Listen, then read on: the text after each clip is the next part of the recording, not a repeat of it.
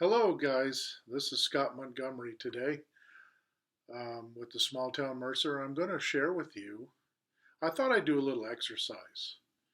Um, I thought I would share just what the power of cryptocurrency looks like.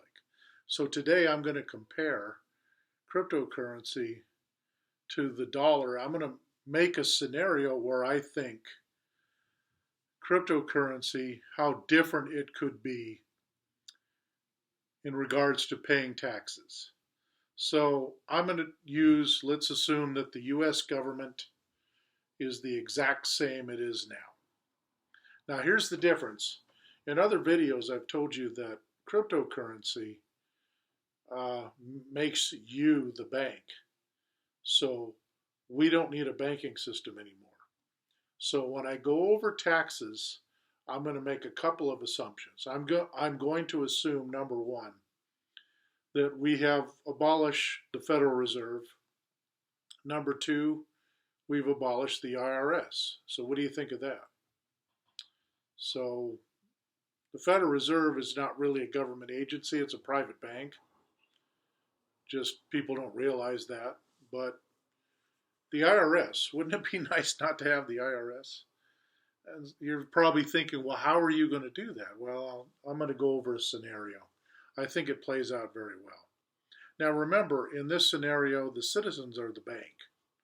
And that means that our politicians are beholden to us as opposed to the lobbyists and the banking interests. All right? Because those are the people who tend to fund their campaigns. Now they have to be beholding to us, I would say. So let me give you an example how that would work. Now remember, we're still going to keep the Treasury because our government has to hold money, but we're going to give them the money now. And I'm going to show you how this works. I cooked up a scenario in which I think this works much better. So I took some assumptions. So I'm going to just strictly focus on the USA. All right? Now, I did a little bit of research, and in the year 2020,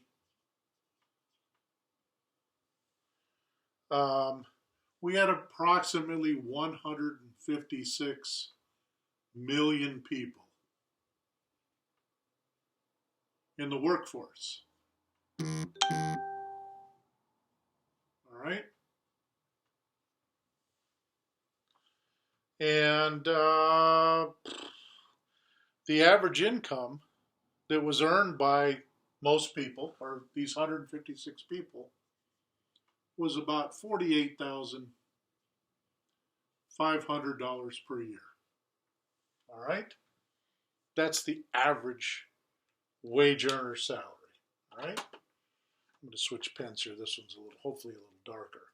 Okay, so that's what they made. Now, the average taxpayer in that income bracket pays about 22% of their income, and that's approximately $10,600 a year. I'm going to use round numbers, but it's close enough. Okay? And if we do the math, that comes out to about 37, what is it, 37.9, something like that, after taxes. Okay? And we had about a 1.3%. Actually, I used 1.7 and I made a mistake. That's this year's. Last year was 1.3. But when I use 1.7, that came out to about, what is it, $824, I think? Or, yeah, $824. So if I added 824, or subtracted, sorry, $824, right? We are going to be at 37,076. Okay? And that's the money you have to pay the rest of your bills. Okay? So by doing so, the government collected taxes about 1.65 trillion. So those are the numbers, 1.65 trillion. Okay? So this is the current system, right? Current system.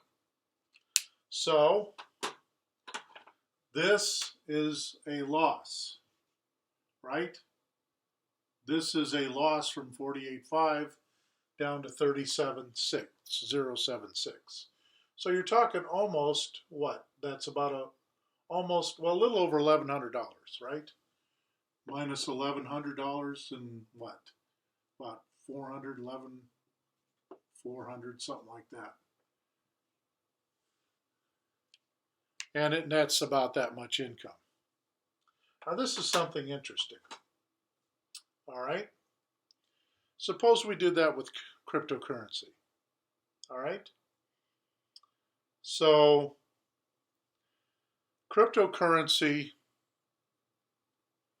has kind of, it's kind of outpaced over the last 2-3 years. It's outpaced inflation. So you actually gained during the inflationary period more money than inflation would have taken away from you. But let's assume a second that instead of dollars, right, you get paid in $48,500 worth of Ethereum. I'll just put ETH there. So whatever that equivalent is in Ethereum. Okay. Now remember, I said you're the bank, right? So you're going to give money to the federal government. Well, when you give money to the federal government, I'm cooked up a scenario here that I think could work very well. And that is, let's keep the tax rate the same, 22%, all right? So all of this is going to be the same.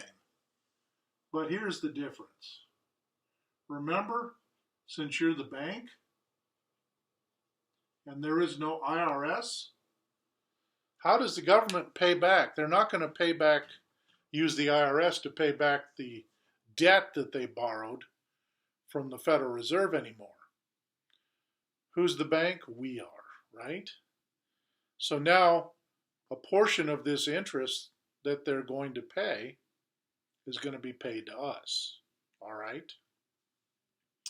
And so I've cooked up a scenario whereby, and I just threw numbers out here, okay? So you're going to get the same money, 1.65 trillion, every year, for, provided the inflation doesn't go up much, and I don't think it will because we're now in a cryptocurrency environment. So you're probably only looking at maybe 1 to 2% a year.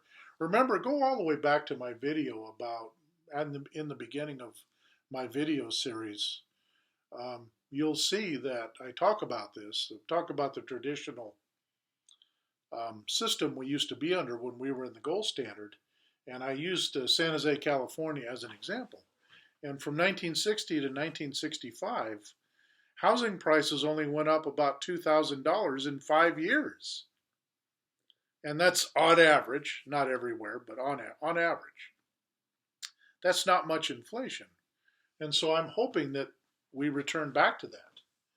So let's say that you have this same income. Okay, you take the inflation out. So now you're back up here to 37,900, right? But out of this, I made up a scenario. I said, okay, they have to pay us back about 35%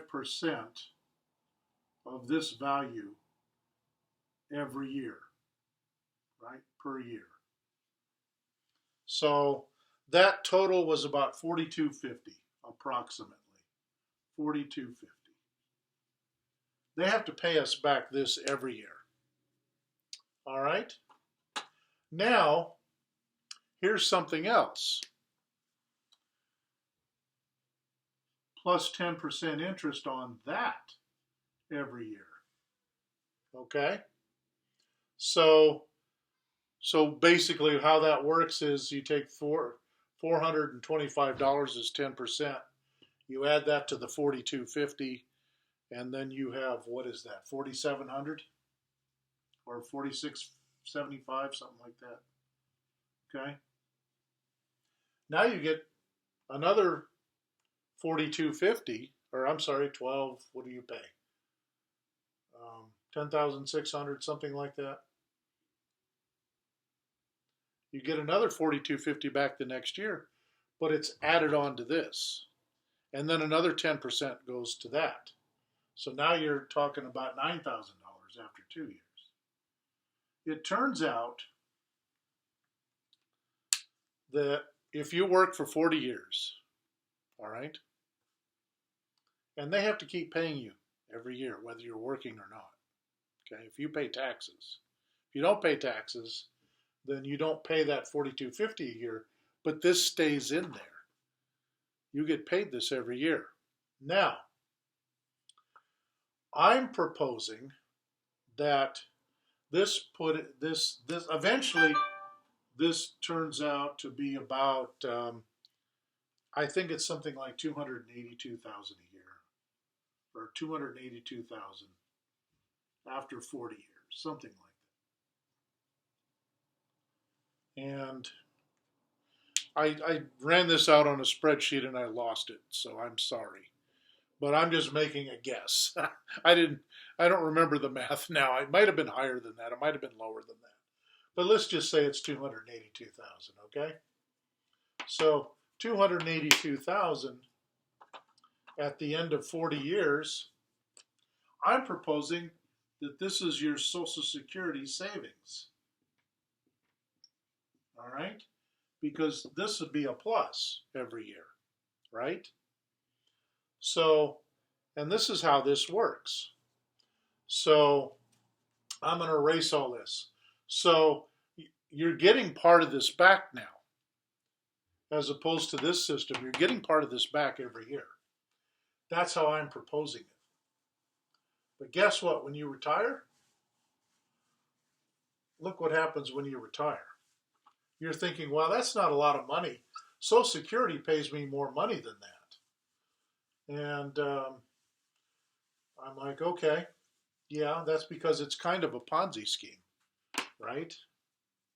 Social Security, you actually, the current workers are paying your benefits. So they're not receiving any. The hope is when they retire, there'll be enough people to pay for their Social Security. I don't think that's a very good system because I think, suppose we don't have the population that we have today that's paying into this. You're not going to get that money back. So then what? Well, in my system, you're paying the government every year. Remember, they're not putting money into Social Security anymore. They're putting it into your savings, your individual savings account, which is what we think the way it should work, right? As opposed to borrowing from it all the time and using current workers to pay it off, and eventually it doesn't get paid off because they keep borrowing from it. Well, now they can't do that. They don't have that expense in a year, every year. They're not putting money into Social Security. They're putting money into your Social Security savings account. So you take that 282,000, right? And that first year, if you do the math, it works out to after 40 years, you've got that money in there, or I forget the exact number. It may be less than that, but it's around $1,500 a month when you retire. And you're probably thinking, well, I know people on Social Security that make more than that.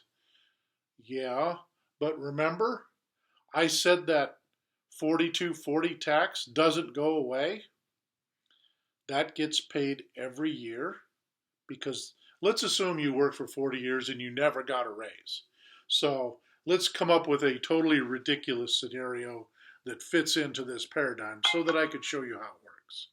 So let's say you got hired out of college, you made $48,500, you never got a raise for the next 40 years, you retired at $48,500.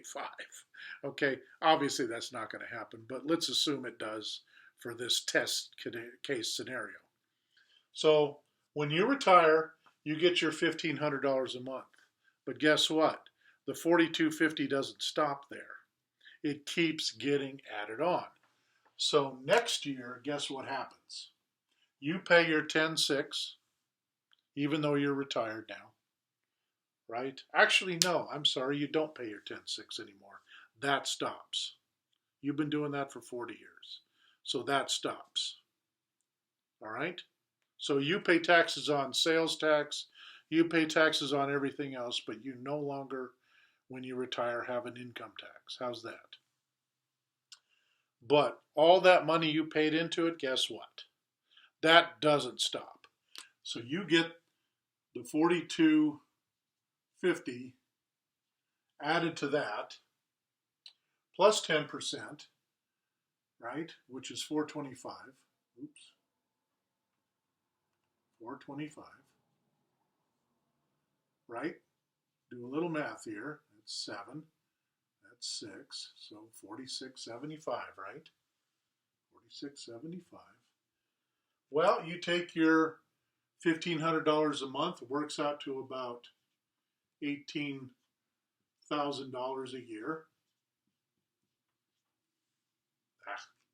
I keep having to switch these because the ink kind of runs dry after I do it. Here, let me do this in green.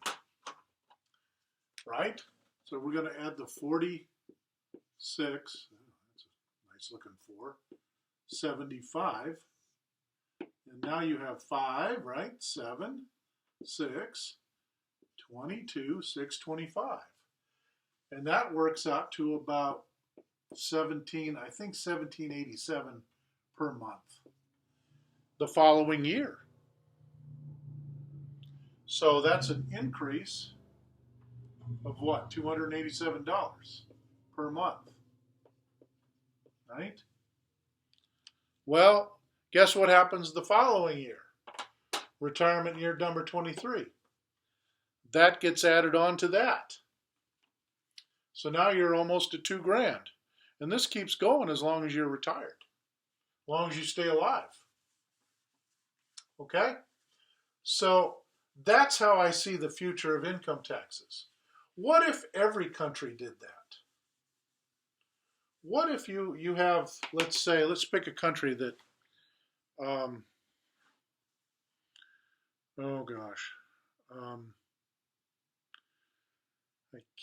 Ghana, I think, has about 200 million people.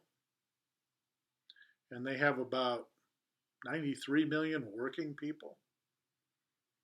What if they also made Ethereum? What if they also made $48,500 per year worth of Ethereum? Because remember, we're going to use the same economy worldwide. That's the hope, right? Eventually. It may take a while to get there, but let's assume we're living in that world. What if their tax system works the same way? Do you think their government would be stable?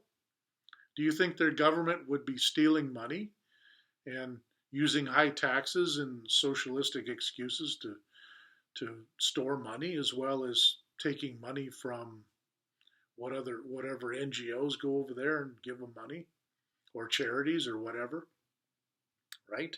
What if they had that system? Then they would have a thriving agricultural sector like the United States does. They would have a thriving business, and maybe not quite to the extent of the United States, but certainly enough for them to make a living and have wages, right? And same with a lot of other countries. And not only that, but when you get older, 10 years after retirement, what are you going to be making? Well, I think it's something like $2,844 a month, or $2,944 a month. Almost $3,000 a month. And I have a whole other system worked out for Medicare. Okay, an entirely different way of doing that. I use the life insurance companies and the health insurance companies. So that's what I do with Medicare. And I worked that system into it. Remember, life insurance is oftentimes set up for retirement. And I'm going to use their system, only we're going to use the money we save from not having to give it to the government and not having to pay our inflationary rates. We're going to invest that in Bitcoin and other things. And that's the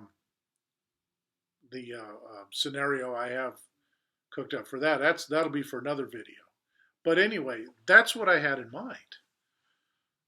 You know, that way you will have your retirement, your investment, plus your Social Security goes up and up every year, the longer you live. And when you die, it all stops. Your estate settles at that point. Now, I know what you're thinking. Well, gee, the government's going to want to send their mercenaries out to kill you so they don't have to pay you back. Well, we hope not. Otherwise, they would be all put in jail. Remember, I also have a scenario where we have our guns and we're the militia, not having a standing army. So that'll save us some more money. So even though the government is collecting all that, 1.65 trillion, they're not going to be spending as much on military or Social Security or other issues that they are now. We're going to be doing that. And that's that's what I like about this system. We should be giving more money to the states to fix roads and infrastructure, not the federal government. And so I have a whole scenario similar to this for the state. So, except the state doesn't pay you Social Security, but the state does pay you back. All right? So anyway, that's my scenario. I think it's a very good scenario. And so this is how income taxes should run.